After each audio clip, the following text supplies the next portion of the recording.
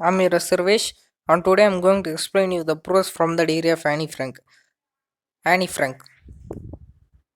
Chapter sketch. In the chapter from the diary of Annie Frank, the writer Annie Frank tells about her true companion, a diary. She writes everything about her life in her diary and considers it as her true friend. At the time of invasion of Germany over Poland, her family hid itself. At that time, she started to write in her diary. She spent her adolescent years hidden from outside world, and her diary kept all her secrets. About the characters, Annie Frank. Here, the Annie Frank is a 13-year-old Jewish girl who writes a diary while she is hiding in Amsterdam from the Nazis during World War II. Margaret Frank. Margaret Frank is Annie's sister. She is 3 years older than Annie. Otto Frank. Annie's father, he is a Jewish businessman who left Germany after Hitler's rise to power, hoping to find refuge in Holland. Mrs. Frank. Mrs. Frank is Annie's mother. She is the source of many conflicts with Annie during the 2 years that the family spends in hiding. Mr. Vanden. Mr. Vanden is a Jewish businessman and an associate of Mr. Frank. Mr. Casing. Annie's teacher who punishes her as she gets annoyed by her talkative nature. Annie's Frank's first entry in diary. Annie Frank writes to her diary at the 13-year-old, that is that, and her childhood and family.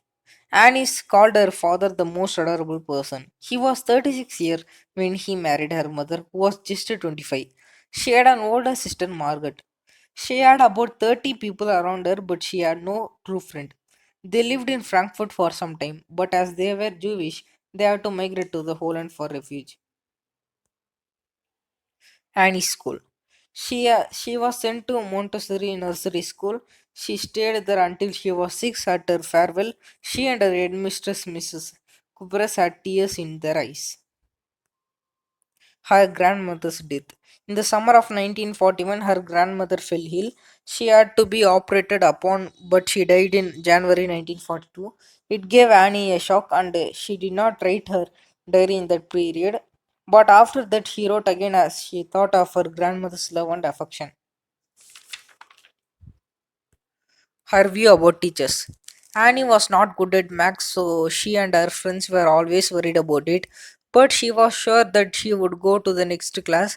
She always considered teachers to be the most unpredictable creatures on the earth, so she told her friends not to lose hope.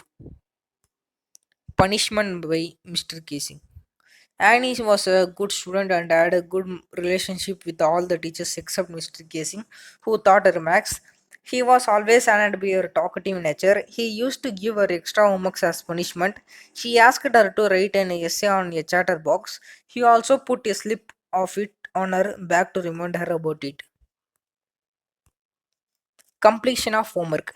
Annie was unable to understand what she could write in the essay. She started to write to consider it the necessity. She wrote the 3 pages for satisfaction. She defined it as a feature of a student and also mentioned that she inherited this trait from her mother, who also used to talk much. Homer given as punishment again. Mr. Casing reads Anne's essay in front of class and laughed at it. He gave her another essay as a punishment on the topic. An incorrigible chatterbox and quack quack quack, said Mr. Chatterbox. Annie mocks Mr. Casing amusingly with her homework. Annie wanted to write something interesting and different this time. So, with the help of her friend Sani, who was good at poetry, she wrote an essay in verse. It was about three ducklings going dead because their father bit them as they quacked too much. Mr. Casing took the joke in the right way and didn't bother Annie for talking after that incident. She was not even given any extra homework after that. Thank you.